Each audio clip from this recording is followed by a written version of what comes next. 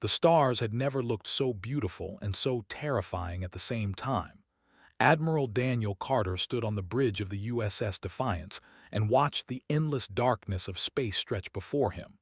This was humanity's first journey beyond the solar system. This was the moment they had dreamed about for centuries, and now it was finally real.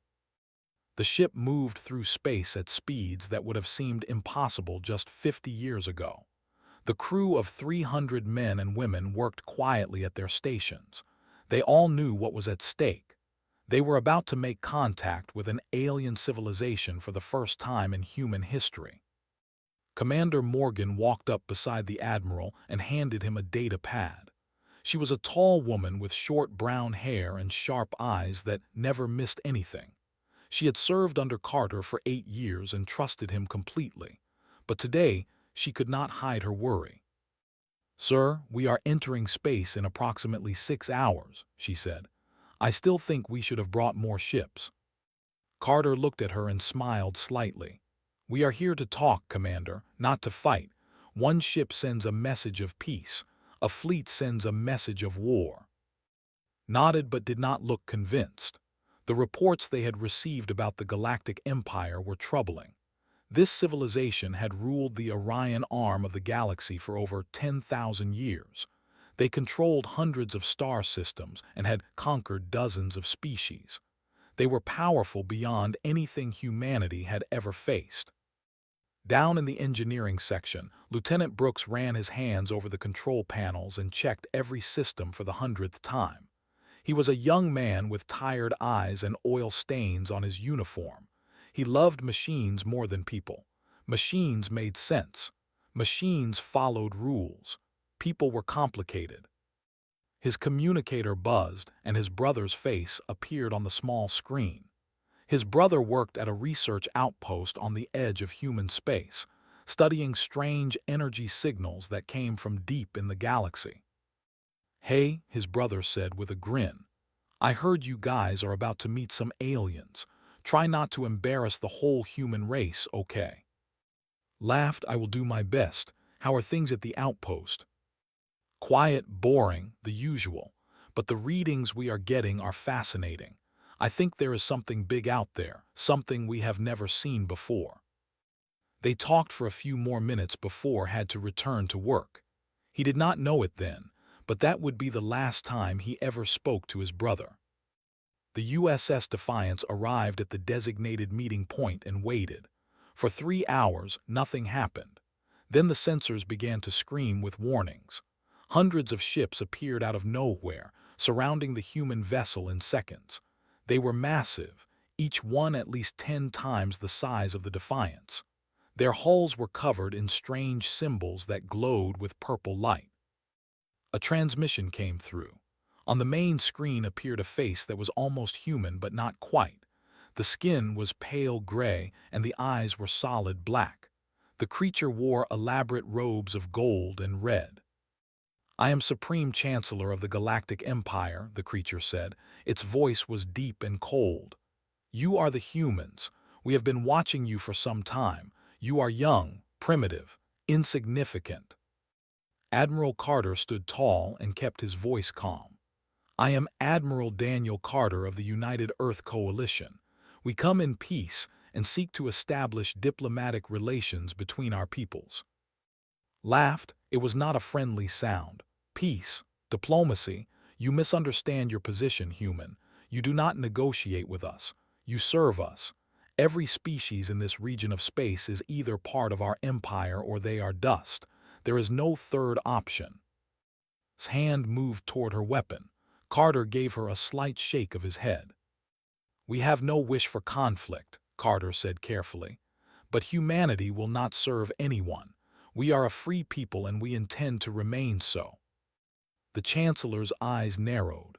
Such arrogance from such a small creature. Perhaps you need a demonstration of our power.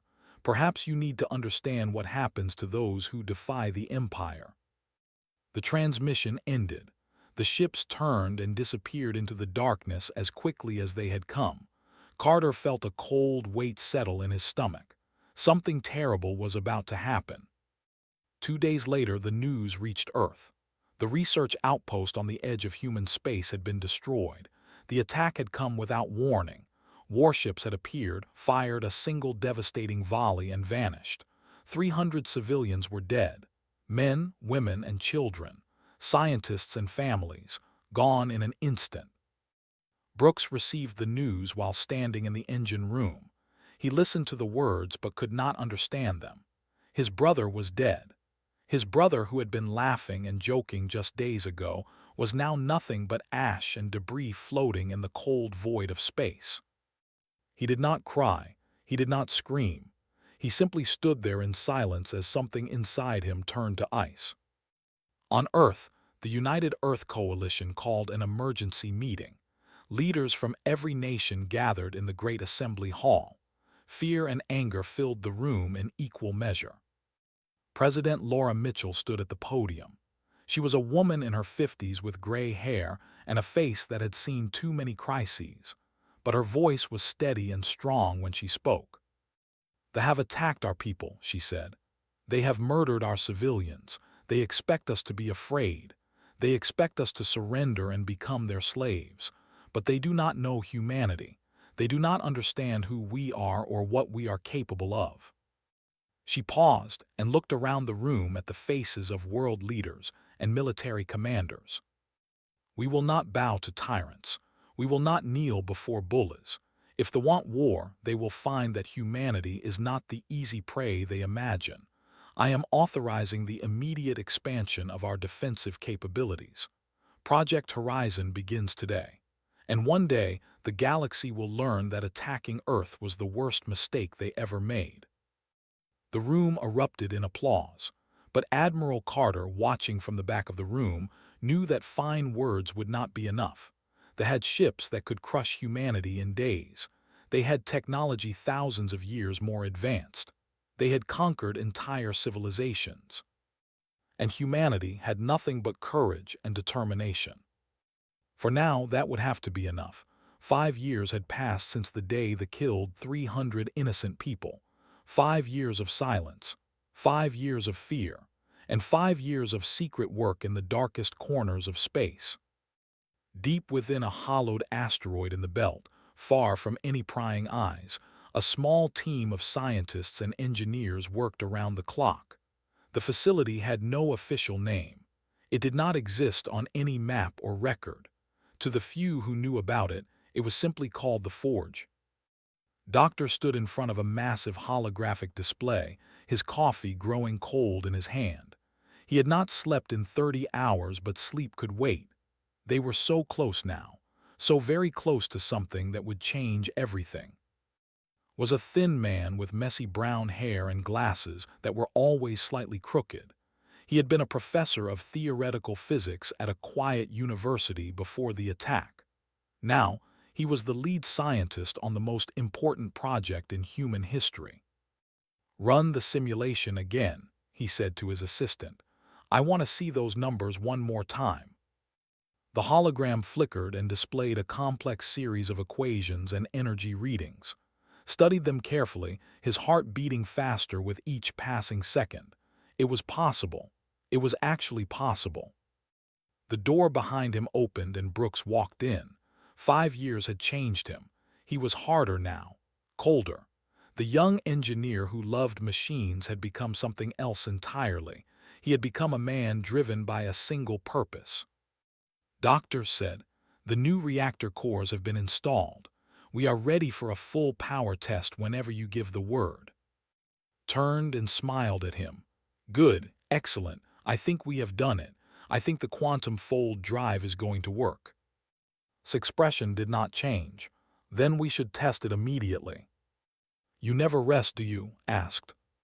"I will rest when we have the power to defend ourselves. I will rest when no other family has to receive the news I received 5 years ago." Nodded slowly. He understood. Everyone in this facility had lost someone or knew someone who had. They were all driven by the same fire. In another section of the asteroid, Lieutenant monitored the weapons development program. She was young, barely 30, with red hair tied back in a practical ponytail. She had been assigned to assist, but over the years she had become essential to the project in her own right. The screens in front of her showed the latest test results for the plasma lance cannons. Regular weapons could not penetrate shields. Their defensive technology was simply too advanced. But the plasma lance operated on a completely different principle. It did not try to break through shields. It folded space around the shield entirely and delivered its payload directly to the target. Smiled as she reviewed the data. In simulations, a single plasma lance shot could cut through a battleship from bow to stern, and soon it would not just be simulations anymore. She picked up her communicator and called.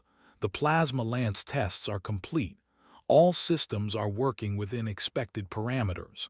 Actually, they are working better than expected." "Good," Kame's voice. "Meet me in the main bay. We are going to test the fold drive today." The main bay was a vast open space carved from the heart of the asteroid. In the center sat a prototype ship, small and sleek, looking nothing like the bulky vessels that made up Earth's current fleet. This ship was designed for one thing and one thing only: speed. Impossible, reality-bending speed. The entire senior staff gathered on the observation platform. Doctor gave the final order and the prototype's engines began to hum. The sound grew louder and louder until the walls themselves seemed to vibrate. Then in an instant the ship vanished. Not slowly, not gradually. It simply ceased to exist in one location and appeared in another. The sensors confirmed what their eyes refused to believe. The prototype had jumped to the orbit of Neptune and back in less than 1 second. For a long moment no one spoke, then started to laugh, began to cry, simply nodded as if he had expected nothing less. "It works," whispered. "My God, it actually works." But the quantum fold drive was only part of their achievement. In the months that followed, they developed something even more remarkable: adaptive shield technology. The idea was simple, but the execution was incredibly complex. The shields would analyze any weapon that hit them and instantly reconfigure themselves to become immune to that specific type of attack. The more you shot at them, the stronger they became. Tested the shields personally, flying a prototype through simulated combat scenarios that would have destroyed any conventional ship in seconds. Each time, the shields held. Each time, they learned and adapted. Meanwhile, Ambassador made a secret journey to Earth. He was but not like the others. He was old and tired and had seen too much death in his long life. He met with President Mitchell in a secure location and delivered a warning. "The Empire is planning a full invasion," he said. "Supreme Chancellor has grown impatient. He expected humanity to surrender after the attack on your outpost. Your defiance has angered him. He will send a subjugation fleet within 2 years." President Mitchell listened calmly. "How large of a fleet?" 500 warships, perhaps more, enough to reduce your planet to rubble in a matter of hours." "And why are you telling us this, Ambassador?" Looked at her with eyes that had seen civilizations rise and fall. "Because I am tired of watching innocent species die. Because the empire I once believed in has become a monster, and because I hope, foolish as it may be, that humanity might find a way to survive." When the ambassador left, President Mitchell immediately contacted the Forge. She authorized the construction of 12 next-generation warships using all of the new technology. The project was Phoenix Fleet. In his quarters on the asteroid, Brooks looked at a photograph of his brother. It was worn and faded from being held too many times. He placed it carefully on his desk and went back to work. 2 years. They had 2 years to build the impossible. 2 years to create a fleet that could stand against the might of an empire that had never been defeated. Smiled grimly and picked up his tools. 2 years would be enough. The day that everyone had feared finally arrived. Deep space sensors detected a massive energy signature at the edge of the solar system. It was exactly 7 years since humanity's first contact with the... And now they had come to collect their due. 500 warships dropped out of faster-than-light travel and formed a perfect attack formation. Each vessel was a mountain of metal and firepower, bristling with weapons that could crack planets in half. They hung in the darkness like a swarm of predators waiting to strike. On the bridge of the command ship, Supreme Chancellor watched the tiny blue dot in the distance. Earth. Such a small world. Such insignificant creatures living on it. He had given them 7 years to understand their place in the galaxy. 7 years to kneel, and still they refused. His second-in-command approached nervously. Supreme Chancellor, our scouts report the humans have only 12 vessels moving to intercept us. Turned slowly, 12. Yes, Supreme Chancellor, just 12 small ships against our 500. Laughed. It was a deep, rumbling sound that echoed through the bridge. These creatures are not just defiant. They are insane. Signal the fleet. We will destroy their pitiful defense and then burn their world. Let this be a lesson to any species that dares to resist the Empire. Far away on Earth, Admiral Daniel Carter received the final reports. He stood in the command center surrounded by screens showing data from every corner of the solar system. 7 years had turned his hair gray and carved deep lines into his face, but his eyes were still sharp and his voice was still strong. "Status of the Phoenix Fleet," he said. "All 12 ships report ready for combat, Admiral," came the reply. "Quantum fold drives at full power, adaptive shields online, plasma lance cannons charged and waiting." Carter nodded. 12 ships, everything they had. Everything they had worked for over the past 5 years. It all came down to this moment.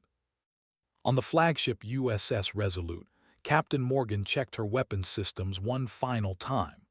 She had been promoted after the first contact mission and given command of her own vessel, the USS Vigilant. Now she was preparing to lead humanity into its first real battle against an alien empire. She thought about all the people counting on them. The billions on Earth who did not even know what was coming, the colonies scattered across the solar system, the children who would grow up free or not grow up at all. Her communicator beeped. "Captain Morgan, this is Admiral Carter. All ships to battle stations. We launch in 1 hour." "Understood, Admiral. The Vigilant is ready." On the colony world of New Haven, the largest human settlement outside Earth, Civilian Administrator Henderson organized evacuation procedures. The colony had been established on a terraformed moon 3 years ago and was home to nearly 50,000 people. If the battle went badly, they would be next. Worked quickly, directing families to emergency shelters and coordinating with transport ships. He was good at his job, but today his mind kept drifting to his daughter. Henderson was 23 years old with her father's stubborn chin and her late mother's fearless spirit. She had trained as a pilot since she was 16. When the call went out for volunteer fighters, she had not hesitated for a second. "Dad, I have to do this," she had said when he tried to convince her to stay. "You are all I have left," he had replied, his voice breaking. She had hugged him tightly. "That is exactly why I have to go. I cannot just hide while others fight for our future." Now she sat in the cockpit of her small fighter craft, waiting on the flight deck of the USS Resolute. She was scared. Anyone who said they were not scared was lying, but she was also ready to do her part. In the engine room of the Resolute, Brooks made final adjustments to the quantum fold drive.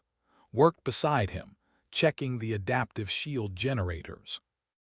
"You know," said quietly, "I never thought I would be going into battle against 500 enemy ships with just 12 on our side." Did not look up from his work. "The numbers do not matter. Our technology is better. Our people are better. They have forgotten what it means to fight an enemy that has nothing to lose." "And what about you? What are you fighting for?" He paused for a moment. "I am fighting so that no one else has to lose what I lost. I am fighting for everyone who cannot fight for themselves.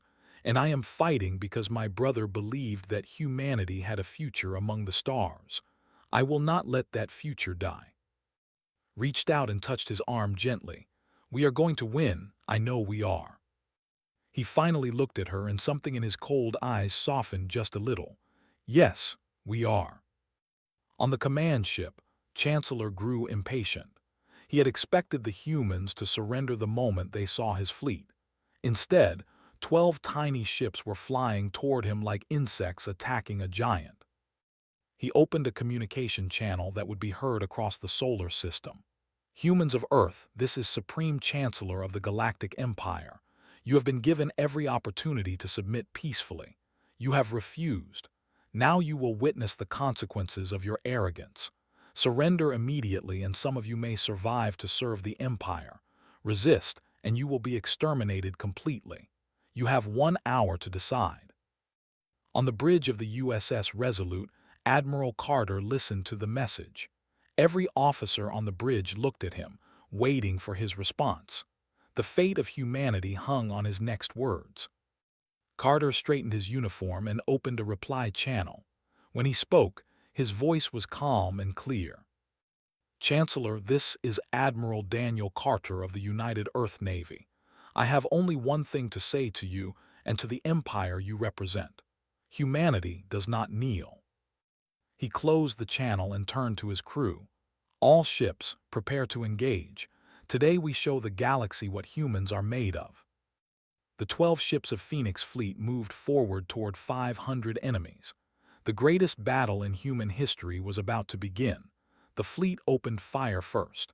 10,000 plasma bolts streaked across the darkness of space, a wall of destruction that would have vaporized any conventional ship in existence. The officers on the bridge smiled as they watched.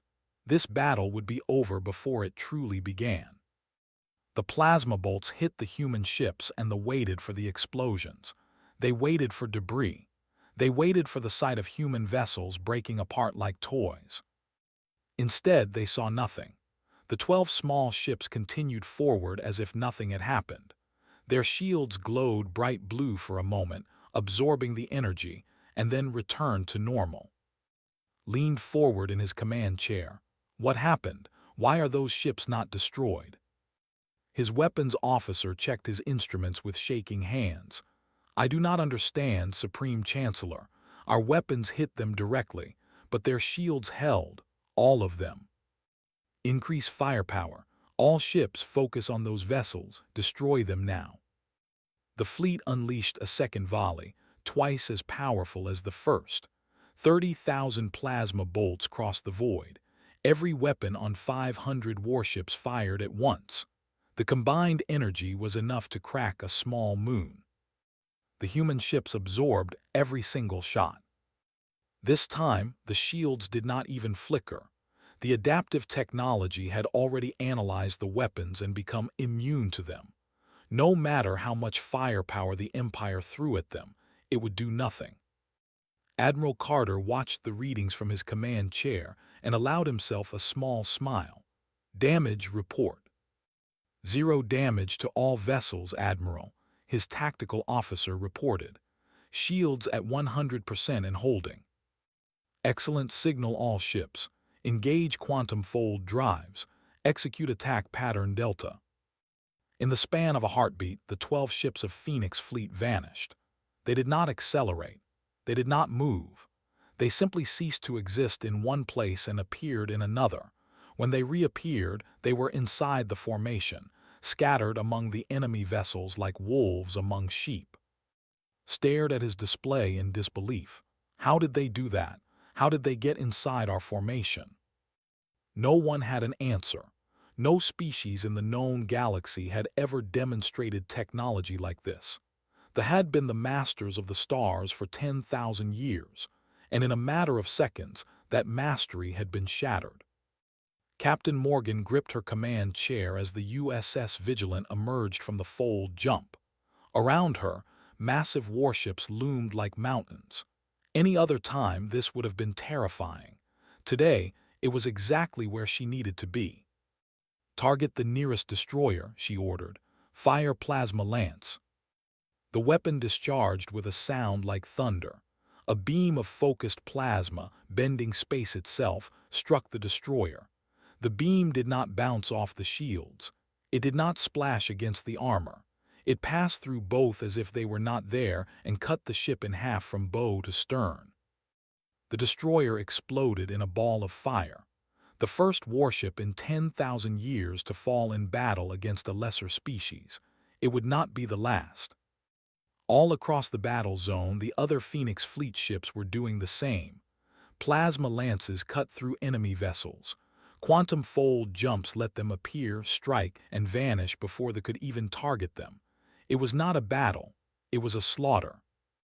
Henderson flew her fighter through the chaos, dodging debris and enemy fire.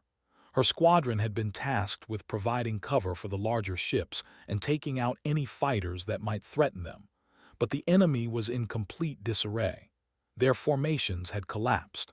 Their commanders were screaming contradictory orders. She banked hard to avoid a spinning chunk of wreckage and saw the command ship ahead. It was the largest vessel in the enemy fleet, a massive structure of spires and weapons platforms, and it was trying to flee. This is Henderson to Vigilant. The enemy flagship is attempting to escape, requesting support. Captain Morgan's voice came back immediately.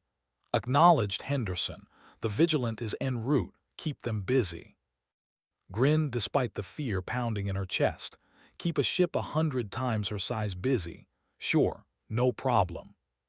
She dove toward the command ship, firing her weapons at its engine ports. The shots did little damage, but they got the attention of the defensive guns. Enemy fire filled the space around her as she twisted and rolled, pushing her fighter to its limits. Then the Vigilant appeared in a flash of quantum light, directly behind the command ship.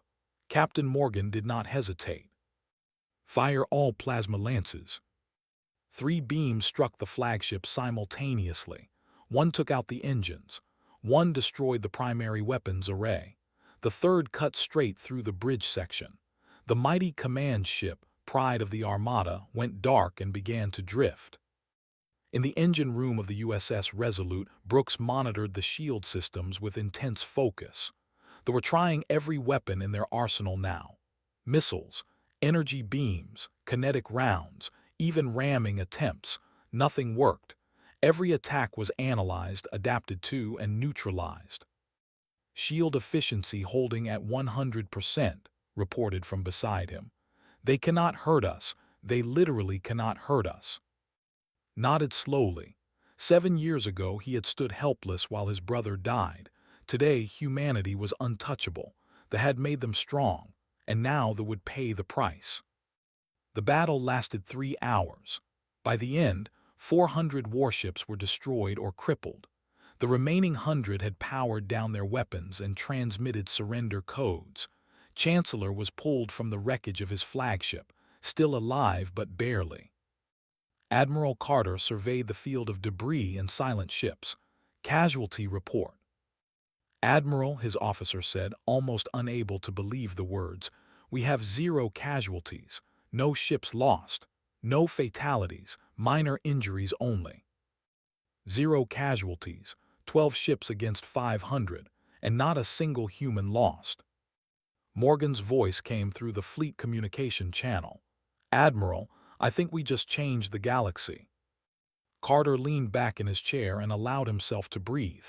Yes, Captain, I believe we did. Across the solar system, monitoring stations that had been watching in terror erupted in celebration. On Earth, people poured into the streets, cheering and crying and holding each other. On New Haven, Henderson received word that his daughter had survived and wept with relief. And throughout the galaxy, subjugated species who had been watching in secret began to whisper. The impossible had happened. The Empire had been defeated. The Masters could be beaten. Hope had returned to the stars. News of the Battle of Saul spread across the galaxy like fire through dry grass. Within days, every intelligent species in the Orion Arm had heard the story. 12 ships, 500 enemies, 0 human losses. It seemed impossible. It seemed like a myth. But it was true, and that truth changed everything. The Galactic Empire, which had stood unchallenged for 10,000 years, began to crumble. On a dozen worlds, subjugated species rose up against their overlords. The beings who had been conquered 3 centuries ago overthrew their governors in a single night. The peaceful race of telepaths simply stopped obeying orders and walked away from their labor camps. The once proud warriors reduced to servants remembered who they used to be and reached for weapons again. Ambassador watched the chaos unfold and felt something he had not felt in many years: peace. He had spent his entire life serving an empire he no longer believed in. Now that empire was dying, and he could finally do something good with the time he had left. He traveled to thee and addressed the council of elders. Many called for his execution. Many called for renewed war against humanity, but stood firm and spoke truths that his people needed to hear. The age of conquest is over, he said. We ruled through fear and strength, but we have met a species that does not fear us and has proven stronger. If we continue down this path, we will be destroyed. Our only hope for survival is to change, to become something better than what we have been. Some listened. Many did not. The empire fractured into factions, some seeking peace and others clinging to dreams of past glory. But the age of unchallenged supremacy was finished forever. On Earth, Supreme Chancellor was brought before an international tribunal. He stood in chains before the humans he had dismissed as primitives, and for the first time in his long life, he knew what it felt like to be powerless.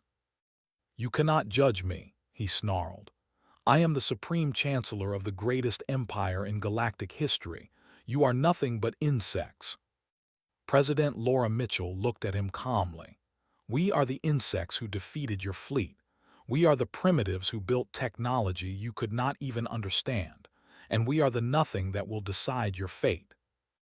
Was convicted of crimes against sentient life and imprisoned for the remainder of his days. He would spend his final years in a small cell, staring at walls and wondering how everything had gone so wrong. Doctor became the most famous scientist in human history. Universities across the planet begged him to return and teach. Governments offered him unlimited resources for any research he wished to pursue, but had simpler desires. He returned to his small office at the Forge and continued working on the next generation of technology.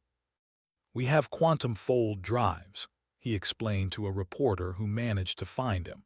"But that is just the beginning. I believe we can create stable wormholes, instantaneous travel not just across solar systems but across galaxies. Imagine what humanity could become with that kind of power." The reporter asked if he was worried about creating weapons that might be misused. Thought for a long moment before answering. "Power is dangerous, that is true, but ignorance is more dangerous. If we had not developed this technology, we would all be slaves right now, or dead. I believe that knowledge, used wisely, will always be our greatest strength." Admiral Carter escorted to Earth personally but took no pleasure in the victory. He had seen war now, real war, and understood the weight of the lives that depended on him. When President Mitchell offered him command of all human military forces, he accepted with a heavy heart. "We have won one battle," he reminded the celebrating crowds. "But there is much work to be done. The galaxy is full of species that need help, species that suffered under rule for centuries. We cannot ignore them." Morgan was promoted to Rear Admiral and given command of a liberation task force. Her mission was to travel to worlds still controlled by loyalists and free them. She assembled a fleet of 50 ships, crewed by volunteers from a dozen allied species, and set out into the unknown. Her first stop was a mining world called IV, where forces had enslaved the native population for generations. The battle was short. The liberation was joyous. Admiral Morgan stood on the surface of an alien world and watched beings she had never seen before weeping with happiness because they were finally free. "This is why we fight," she said to her crew. "Not for glory, not for power, for freedom." Brooks finally allowed himself to rest.